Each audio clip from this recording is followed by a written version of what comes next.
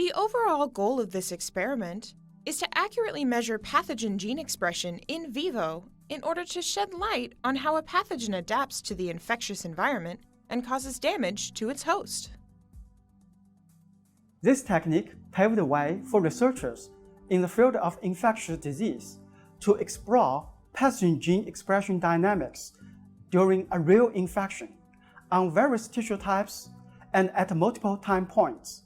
The main advantage of this method is that it is highly sensitive and extremely reproducible. This method makes it feasible to quantify pathogen gene expression from tiny amount of tissues from a real-life infection.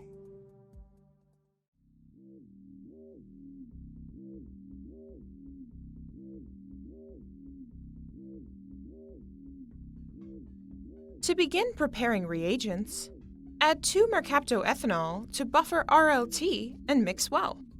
Prepare a 25 to 24 to 1 mixture of phenol chloroform isoamyl alcohol solution.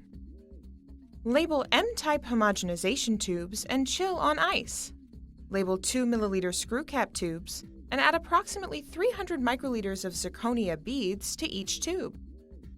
Have the following instruments ready for use, including a tissue dissociator, a bead beater, a tabletop centrifuge with adapters for 50 milliliter tubes and 96 well plates, and a photometer.